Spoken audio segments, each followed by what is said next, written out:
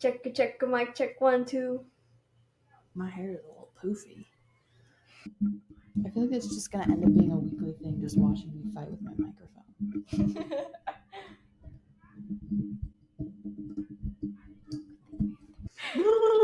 Do that. I can't do it.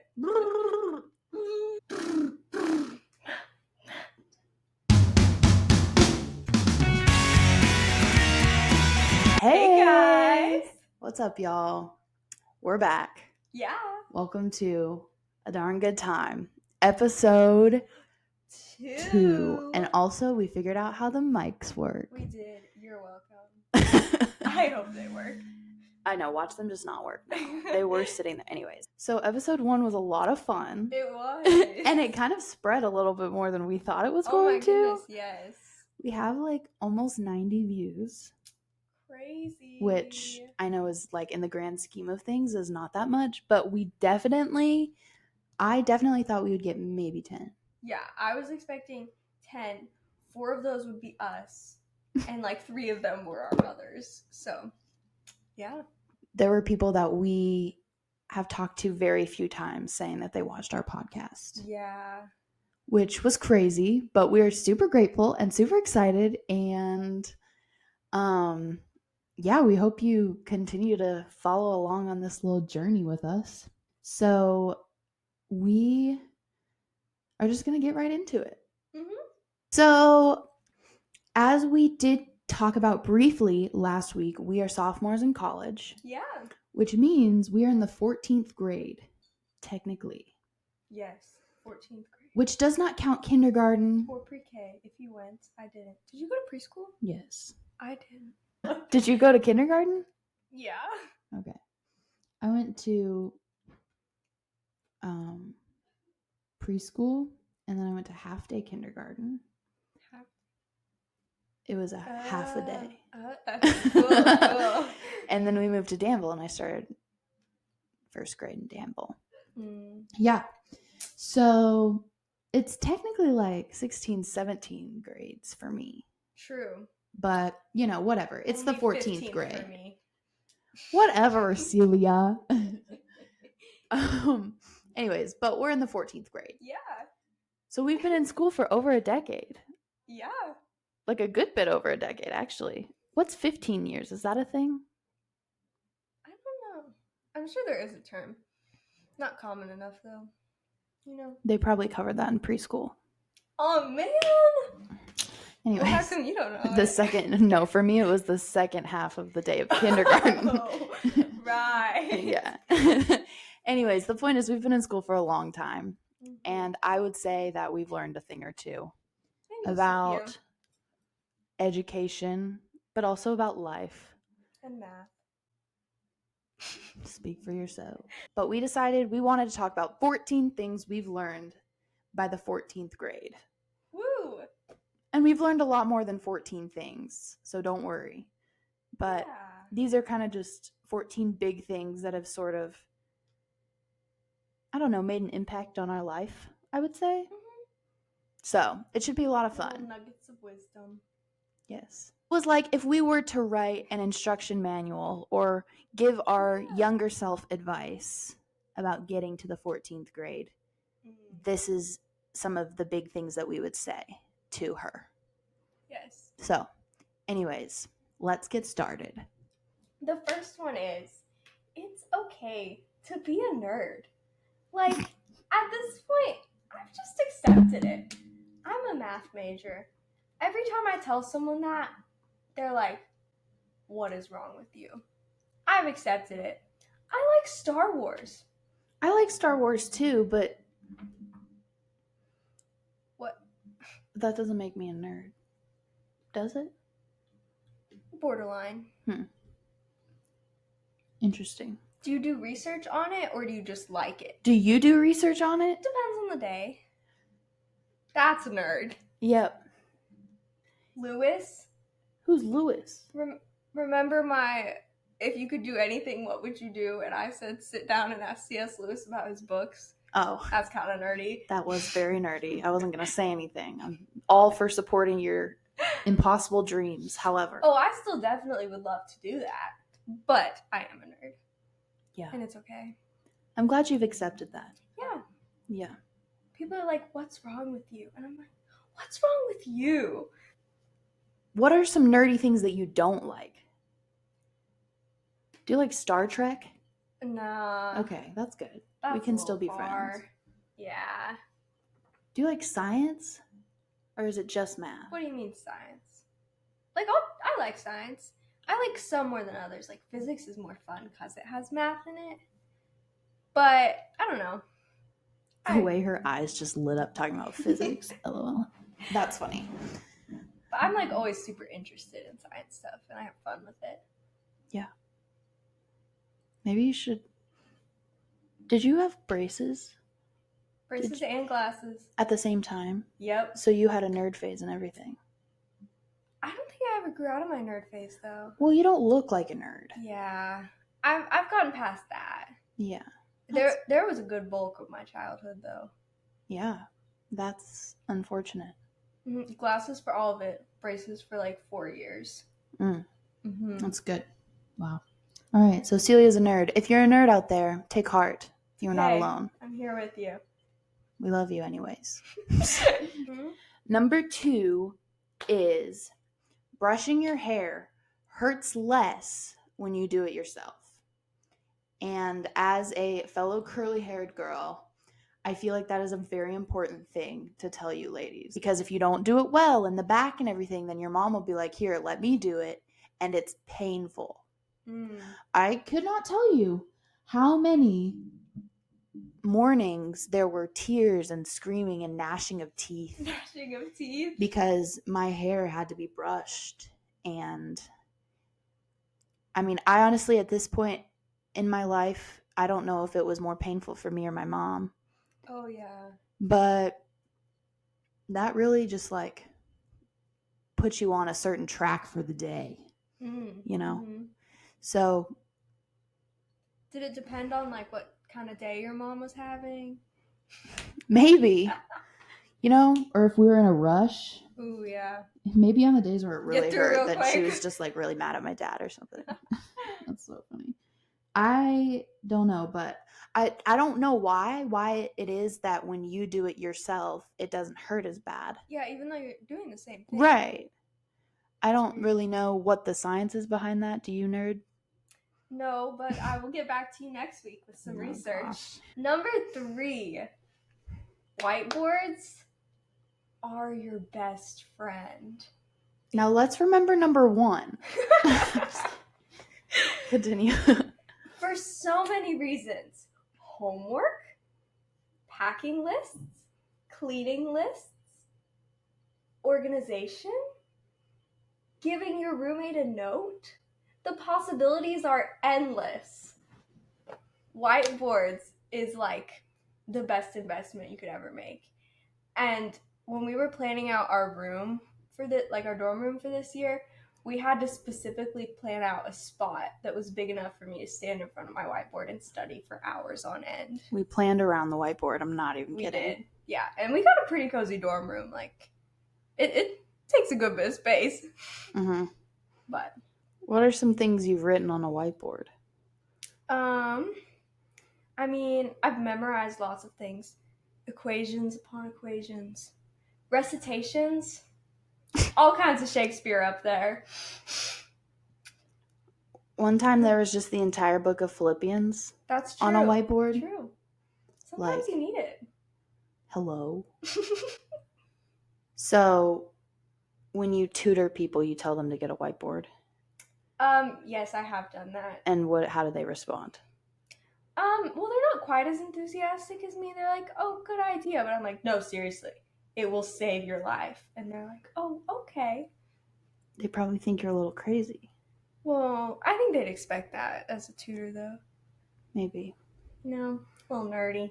Whatever. She's accepted it. Invest in a whiteboard. Okay, number 4. This is a big one for me. And it is shred your own cheese.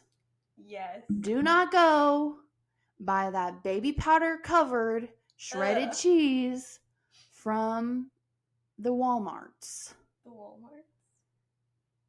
I'm telling you, that's not cheese. I'm not sure what it is, but it's not cheese. It's just not the same. It doesn't melt well. Yeah. It's powdery, which is weird. Like, it shouldn't be powdery. Yeah. It's just not good. And I know what you're thinking. I want a snack. I want myself a quesadilla. Quesadilla? Or some nachos. Yeah. I don't want to get out my cheese grater and hand grate my cheese. It is worth it. 100,000%. Man. What's your favorite thing to make with shredded cheese? I like cheese on anything. Your face is like, there's Literally, so many possibilities. Okay, I'm going to say this. It's weird. We might lose followers. Oh. My family has this thing. It's like sweet and salty. So, like, have an open mind, people. Sliced sharp cheddar cheese, really thinly sliced, on pancakes. What? Like just a plain pancake? No, with syrup. Ew! You put syrup and cheese together? Yes. You don't knock it till you try it. It's like pancakes and bacon. Like, have you ever had bacon on your pancake? But that's different. No, it's not. No. Cheese and syrup? It's delicious. Let us know if you try it. Try it. Your life will be changed forever. Okay, number 5.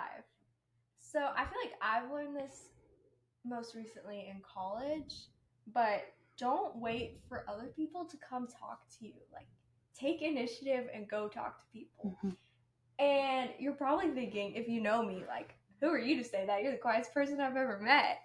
But that's something I've seen, like, especially this past year. Mm-hmm. I feel like a lot of my freshman year, I just sat around waiting for other people to come talk to me and then being like, why don't I have any friends? Mm-hmm.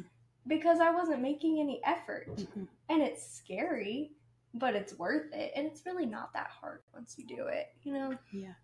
I feel like we spend a lot of time sitting around and being like, why does everyone hate us? Mm-hmm. And nobody wants to be our friend, when in reality, we weren't even giving people a chance to know us. Yeah. And it is scary. And I think social anxiety is a real thing. Bullying is a real thing. And being affected by those things, that's very real. And it is scary. But you are almost like, you're missing out on a really cool opportunity to like meet these incredible people that you wouldn't know. Mm-hmm. I think that's really cool. Yeah. All right, so number 6 is something that my mom has told me basically my entire life. And it was the type of thing that she would say it and I would roll my eyes because sometimes you don't want to hear the truth. Yeah. You just want to keep living in your little world where you can kind of do whatever you want and be controlled by whatever your mind is in control of, if that makes sense. Anyways, but what she would say to me all the time, whether it was, you should go on this roller coaster, you should do this play audition, you should go make friends, whatever it is, she says, do it afraid. And I think that is so simple and so poignant because I have spent the majority of my life being a slave to fear. Mm-hmm. And it will rob you of your joy. It will rob you of amazing memories and great friendships and experiencing things that might end up being the most amazing thing you've ever done. Yeah. I think about doing theater and begging my mom, please don't make me do it. Please don't make me do it. And her being like, you're going to do it and you're going to do it afraid, but you are going to do it. And so much of who I am today is because of those experiences that I had, that I would not, very easily, my mom could have been like, okay, you don't want to do it, let's leave.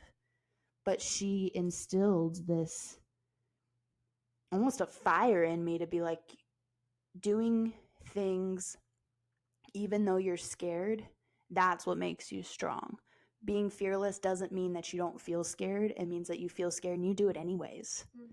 And I think that's really important because sometimes you'll go on a roller coaster like me and you'll hate it. And you'll be like, never doing that again. Or you'll do something and you'll love it and you'll be like, thank you. Imagine if I didn't do this. Like, I would just go the rest of my life not knowing that this is something that I absolutely adore. Yeah. Or I'll go the rest of my life not being able to be a part of this relationship because I was afraid.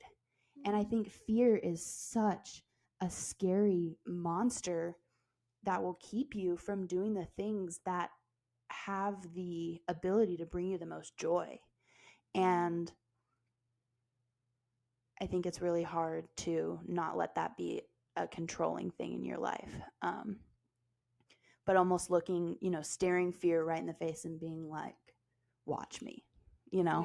And I think that's really cool and empowering, especially because you can do it and you will be terrified and it might not be fun, but you can do it. And I think that's a really empowering thought and something really important to remember so that you can make the most of every opportunity that life throws at you. Yeah. I think sometimes people are like, oh, well, you shouldn't be scared of that. That's not even really that scary, even if they just have like different fears than you. Mm-hmm. But it's really helpful to like acknowledge that fear and be like, okay, maybe this is something that's scary, but that doesn't mean that I should let that fear stop me. Yes. Yeah, your feelings are valid, but that doesn't mean that they should control you. Mm-hmm. Yeah. And I think that's really important. Yeah. Number 7 is it's okay to say no. My goodness, I am so bad at this. Me too.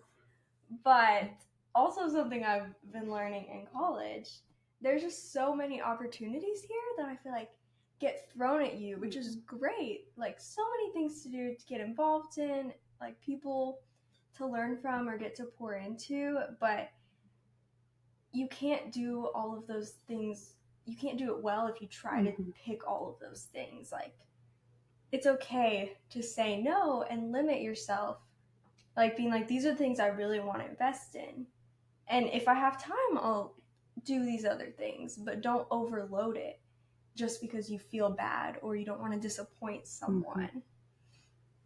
Yeah, I think you gave a friend of ours a really good piece of advice when you said, I know that you don't want to disappoint someone, but you need to realize that if you do something but you don't give it your best, then in some way you will disappoint them because you won't show up in the way that they need you to. And I think especially for people like us that are people pleasers, it's like I don't want to disappoint anyone. But you can't do anything well if you're doing too much. Yeah. And so it's just about being very thoughtful and working hard to make sure that you're choosing the right things and then putting your all into those things and really like making those sacrifices. Yeah, and it's better in the long run to just say, no, I don't think I'm able to do this right now, than just say yes, knowing that you probably can't juggle it and then end up letting someone down. Yeah, absolutely. Yeah. Number 8 is being kind does not mean that you have to be a doormat. I spent basically all 14 years of my 14 grades being a doormat to anyone, whether that is people I thought that were friends, any relationship that I was in. I told myself that to be kind, I needed to put a smile on my face and allow for people to live their lives and treat me how they see fit and to be okay with it. And that is so far from the truth. Standing up for yourself or for people that you love does not make you unkind. And allowing people to treat you however they wish does not make you a better friend. There's a certain amount of respect that you have to have for yourself where you can be like, I love you and this is not okay. Those two sayings can coexist. Yeah. And if not, then you will get pushed around in your entire life. I think about every single situation in which I was bullied, whether that was from first grade all the way through high school, and the way that that just completely wrecked me. And sadly, I let it happen. And I was an easy target because people knew you can say and do whatever you want to Lauren, and she doesn't care. And it wasn't that I didn't care, it was that I didn't want to speak up because that felt mean. And that is not mean. And if somebody is treating you in a way that would make you upset if they were treating your best friend or your little sibling that way, then you should say something. And that does not make you unkind. It does not make you selfish. It makes you a good steward for yourself, and that's important because you do have worth. Yeah. I feel like that's something that I've like struggled with seeing the line with sometimes, or I'm just like either seeing it or it happening to me, but I'm just like, well, I have to be nice to them, but I don't realize that that doesn't mean they have to treat me like I'm nothing, because the Lord has given you worth, and that you can't just let people like kick you around like that. Right. And it doesn't mean they have to be your friend. Yeah. I remember my mom telling me that and me being like, what? Like, I have to be friends with everyone. No. Like if somebody boundaries. Is not a good friend, then you do not have to be their friend. That does not mean that you can't be loving to them. Jesus loved everyone, but he was not best friends with everyone. Yeah. Number 9 is rest is hard, but it's so, so important. Say it again for the people in the back. Okay, if you know me, I don't like to sit still. I always like to have something to do. If I'm like sitting down, I'm like, I need to get up, do something. I feel useless. But then I will like wear myself out and not even realize it sometimes. And I think Ren has really helped me with this, because I didn't even realize like how bad I am at that and how needed it is until especially college. It's so important to be able to do the things that you want to, like your homework and spending time with friends or anything that you're involved in. Like, to be able to do those well, you also have to allow yourself to get rest. And I think so many people overlook this, but like in the Bible, we see this like idea of rest and the importance of it so much with like the Sabbath. Yeah, there are tons of examples in the Bible of people resting and not being able to do their ministry well if they don't. Yeah. And when I tell y'all, like, this girl will be sick and she will not sit down. I have tricked her into taking a nap. She has. And she woke up and immediately was like, I need to do things right now to make up for the fact that I took a nap. It's bad. It is okay to rest. Yes. It is necessary to rest. It is a form of love for yourself, which you deserve. That's a good way to put it. And you will quite literally just fall over and die if you don't rest. Yeah, so true. Just as much as you need food and you need water, you need rest. Yeah, I think sometimes we overlook it as like, I don't know, we stay up late doing homework or something, being like, oh, it's just sleep, I can push that back. Like, we don't see it as something as important as it is. Well, and rest doesn't even have to be sleep. Yeah. You know, it's taking time, extra time reading a book or watching a show and being okay with that, because it is okay. Yeah, it's really good. And it's hard. And I think it gets harder as you get older. It's something good to learn now.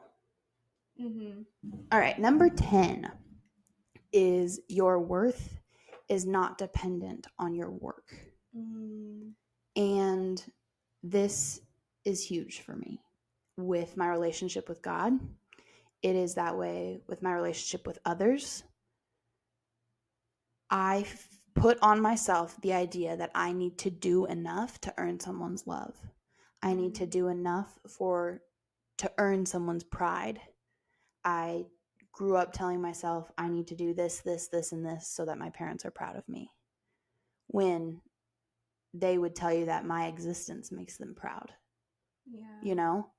And I would think, well, if I do this, this, and this, then my boyfriend will love me more.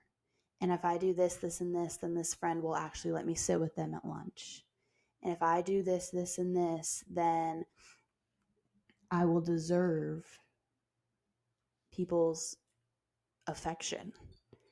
And that boils down to my sense of worth, feeling like I need to constantly prove that I'm good enough because I don't feel like I am. Yeah. Me just existing and being here is not enough. And that's really hard. It's a hard thing to swallow because it can be easy to look at yourself and look at your life as this checklist and be like, man, I feel very behind, or there are things that I haven't done. And it's hard to not look at that and judge yourself based on it. And I think that's really hard in your faith too. It's really easy for me to get legalistic and to be like, I'm such a terrible Christian because I didn't do this and I didn't do this and this is fake and this is that. And the whole reason that Jesus came and died for me was so that I could focus on my relationship with him. Yeah. And I will never forget, there's a song, and it's called Out of Hiding. And one of the lines in it is, you were the one that I was thinking of when I rose from the grave. And I remembered being very young, hearing that song for the first time, and that confused me. Why was I the one that he was thinking about? Why me? I don't seem good enough for him to be thinking about me then. And that had to do with me feeling like I was not good enough. Yeah. The truth of the matter is, I could work as hard as I could and still technically not be good enough. And so I'm making myself exhausted, and that's it. Mm-hmm. You can feel like you're doing everything right, and you'll still let your parents down. You will still go through friendships that will fall through and will feel fake.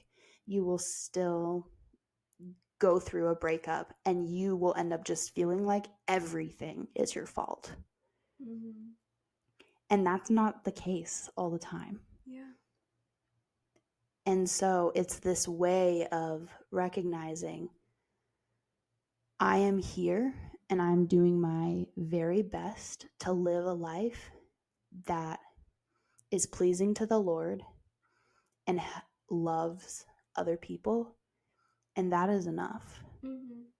Not because I'm really good at those things, but because Jesus took the rest. Yeah. And so stop trying to carry it all when you can't. Mm-hmm. My worth is not in what I do or what I don't do. It is in what has been done for me. And that is what I live out of. And then the other stuff kind of just comes. Mm-hmm. I feel like for me, especially going back to the resting topic, I think sometimes I get so caught up in everything that I have to do, and what are people going to think if I don't get this done, or what if I don't do well on it, that I'm almost put my worth into these things that I'm doing. And then when I don't get time to rest and I don't do it well, then I'm like, well, what now? What does this say about me? Yeah. So true. That's really good. Yeah. Number 11 is listen to your convictions, even if it leads you to a different conclusion than the people around you. I feel like I've been learning a lot about this more recently, but just especially coming to college, notice differences between me and the people around me, and not necessarily bad, oh, they're not doing things the way I do it, but just I've seen the importance of not silencing your convictions and making sure you're listening to the Lord. And so maybe noticing a difference between you and someone else, and then being like, well, what do I think the Bible says about that? what's the Lord putting in my heart on that topic, whether it's, I don't know, modesty, things you listen to or watch, like it literally so many different things. Yeah. And like it's okay if you and your friend come to a different conclusion on it. Like we don't exactly agree on everything, but that doesn't mean I'm like, oh, how dare you think that? Like sometimes one thing can lead someone more into temptation or sin than another person. It just depends on how they're wired or what they've struggled in the past. But I just think it's really important to be in tune with that and not silence those. Yeah. And the whole world is going to tell you to think differently. And that is whether you're a Christian or not. Yeah. They're going to look at your views, and no matter what they are, someone is going to think they're wrong. And that's just because we live in a fallen world. Yeah. But at the end of the day, if you're in tune with what the Lord is saying, then you're in tune with truth. And that is what we're called to. Yes. And this isn't us saying that my truth and her truth are different. The whole live your truth thing, that's not what we're saying at all. Yeah. I think the Lord convicts us of this is something that you need to be mindful of, and those things are different. Yes. And that's okay. Number 12, right? Yes. Yes. Number 12 is you are stronger than you think you are. I could talk for a really long time. It would be a podcast in itself, maybe two, about my life and about the things that I have faced. And it's rough, y'all. It's like some sort of crazy Lifetime movie. And there are days when you are sitting and you are thinking, if I get through this day, I will be surprised. Yeah. And that is a scary feeling. Because especially for someone like me who's very future oriented, sometimes to a fault, to dream about the future and think about the future and plan. For me to get to a point where I don't see myself physically being able to exist through the day is scary. Yeah. And then somehow, because our God is so good and he's so much bigger than anything that we face, you get to this point where you look back and you're like, man, that was 2 months ago that I was thinking I wasn't going to get through the day. That was 2 years ago. And now I'm standing over here on the other side, and I'm here, and I have found a way to rediscover that joy and find that peace that I didn't think would exist any longer. And I don't know how it happened, but here I am. And that is not because of you. You can't do it. I'm sorry. I don't know if that's what you came here to hear today, but I'm going to tell you that because I love you. But God can. And here you are. And the thing that felt so huge is now like a building off in the distance that looks like a toothpick. And holy moly. How incredible is that, Yeah. So if you are facing something that feels giant and you are questioning whether you are going to get through high school or get through college or get through the day, take heart. Because I think you'll be surprised what you will look back on someday and be like, whoa, I did that. Yeah. I think it's just so encouraging to think about like leaning on the Lord for strength, and especially like looking in hindsight, but just when you're up in a situation, like there's nothing, no place you go, no conversation you go into that the Lord isn't already there, that He doesn't already know what's going to happen. Yeah. And He will get you through that, and He will give you strength as long as you rely on Him for it. Absolutely. I mean, I'll be completely honest. I was in a situation literally 2 days ago, and I looked at Celia and I said, I don't know how I'm going to do this. I don't think I can. And I did. Yeah. And was it great? No. Yeah, but we made it. But I did. I survived. And I'm here and I'm laughing and things are okay, and the world hasn't completely fallen to bits, because it felt like it was starting to do so, and that's a very real feeling. Like, I get that. Just know the next time you're like, there's no way, I'm just not, I can't. Take a breath and take another step.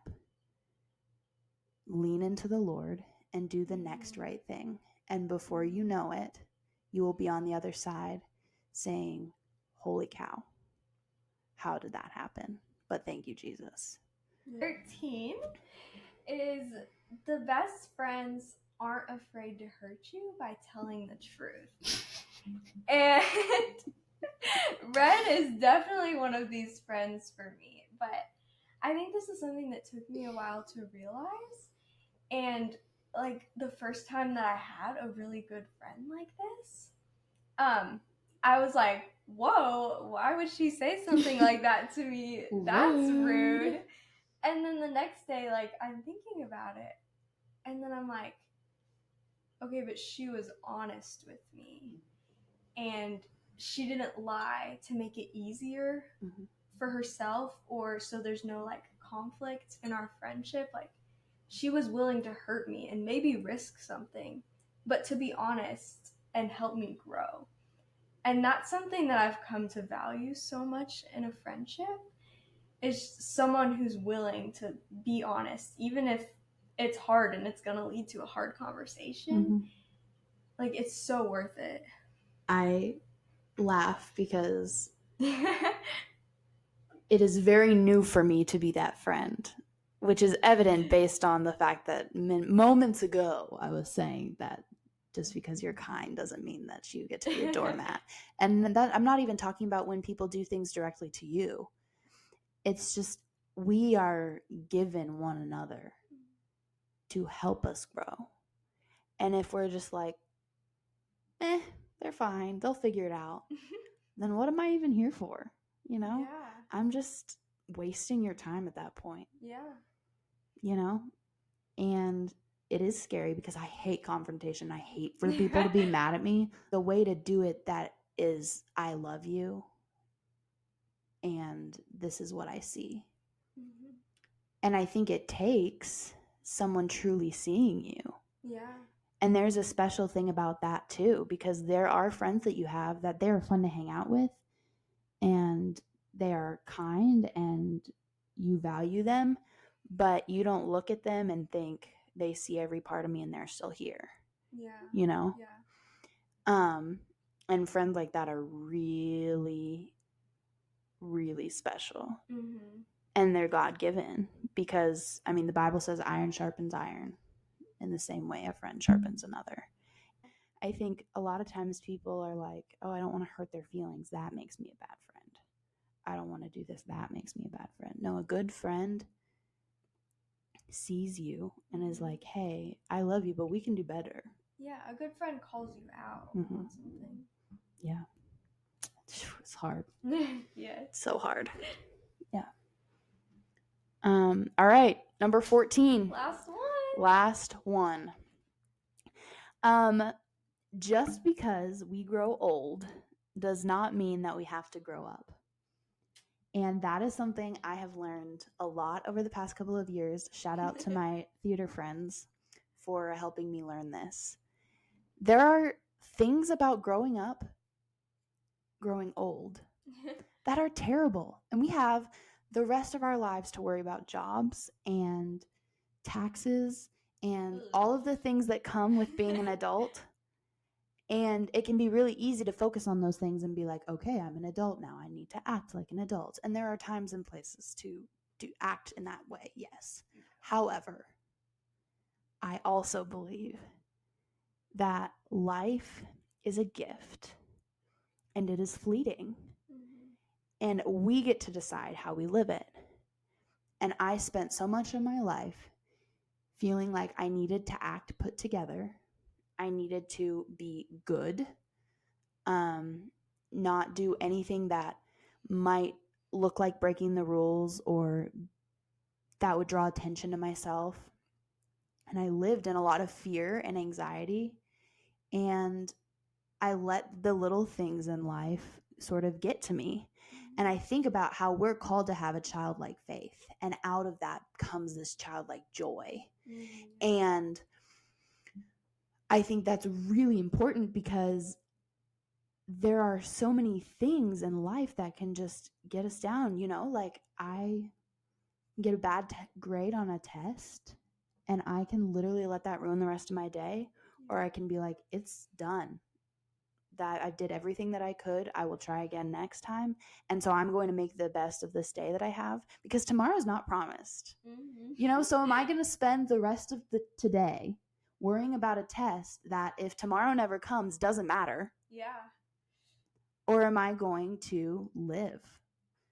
And so I think with that comes this saying, it is what it is, which we have sort of tried to adopt over this year. Just, being more free because of all the things that we have talked about,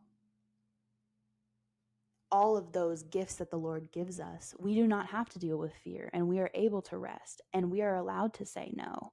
And we are called to have good friendships and we are called to be kind-hearted and to live in the worth that we have in Christ. And all of those things leads to freedom. And so we should live that way, so I'm almost 20 years old, but if I want to go run around and be silly, then I'm going to go run around and be silly. And I'm not going to let those things stop me because why not? You do not have to grow up. You can be old in the nursing home, racing your wheelchairs. Oh, we're going to. Yeah, because why not? I have done just absolutely crazy things, going to the moonbow in the middle of the night. Yeah. And, going to hammock even though it's late and getting up early and just being free. There is so much beauty in that. Yeah. And it creates these incredible memories. And there's a childlike essence to that where it's like, I'm going to do whatever sounds fun. And I think preserving some of that is really important. Yeah. So if that means I'm going to eat ice cream for dinner, then I'm going to eat ice cream for dinner. And if that means I'm going to chase fireflies, even though I am almost 5'10", like I'm going to chase fireflies. And that's just kind of how it, like I'm going to not be afraid to be loud because I'm in a restaurant. I'm not going to, I'm not going to see someone and not say hi because I'm afraid that I'm going to embarrass them or myself. I'm going to stop being afraid that people are looking at me. I'm going to sing in the car. I'm going to, do those things. Yeah. I'm going to dance. I'm going to get my hair wet in the swimming pool. Like, who cares? Oh my goodness, yes. And I've done that before. I've been like, I just washed my hair. Who cares? Yeah. I feel like as we get older, we get so much more worried about what other people think of us. And if you just, like, look at a little kid, like, yeah, they're running around doing whatever they think of, saying, like, there's no filter on their mouths. And, okay, yes, we should be mindful of that. But, like, for a kid, like, they just say something that they think is funny, and they don't think twice about it. Yeah. But we're over here sitting like, everybody's going to judge me, like, no one's going to want to talk to me anymore. It's like, what does it matter? Right. I think about a time last year when we were in the cafeteria. I don't even remember what was so funny, but we were laughing so hard. And we had a friend who was on the other side of the cafeteria who heard us. And he was like, literally everyone can hear you. And we were like, okay. Yeah, we were having a good time. And who cares? Yeah. I saw this quote. It was in 2022. And it was sort of in this weird transition period of, I'm getting ready to graduate. I'm starting to figure out, like, my childhood is ending. And yet at the same time, it was opening up this whole door for me to be like, that doesn't mean I can't stop living. And almost created this opportunity for me to live more than I had ever lived before. And so I read this, and it says, you can die tomorrow. So buy the shirt, get your hair wet in the pool, ride the roller coaster, speak up for what is right. Tell him that you love him, stay up all night giggling, take care of yourself, eat the ice cream, dance in the rain, ride with the windows down, sing like no one is listening. Don't take yourself too seriously. Check off those bucket list items, follow those dreams, be brave, because tomorrow could be your last day, which is a little bit depressing. However, we have such an opportunity to experience so much immense joy. Mm-hmm. And we have been gifted with so much that even on my worst day, I have so much to be grateful for. And, phew! That was a lot. We got a little deep, guys. Yeah. Here we are. Woo. Real and raw, and we love to have fun, and we love to speak truth. And yeah, I think that's super. That was a lot. That was a marathon.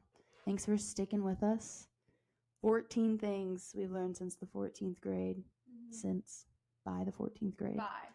And man, it's just the beginning. Yeah. So just keep learning. She's a nerd. She likes learning. Yeah. If you take away anything from this, shred your cheese. Yes. That's what I was going to say. I'm not even kidding. Yes. Shred your cheese. Yes. No more baby powder cheese. No. Why? What is that? I don't know. Is it dried milk? I think it's a preservative.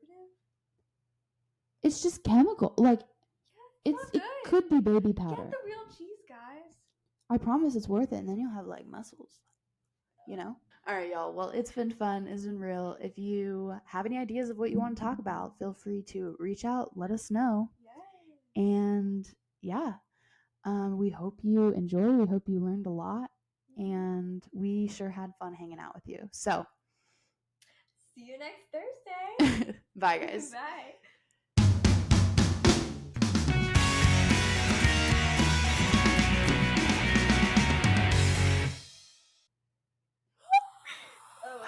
Roller coaster. That was a lot.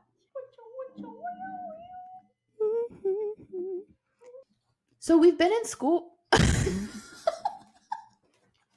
How did we literally do better last week? Is this podcast just gonna be us, like, slowly falling into madness every week? It's a good time. I don't remember the song.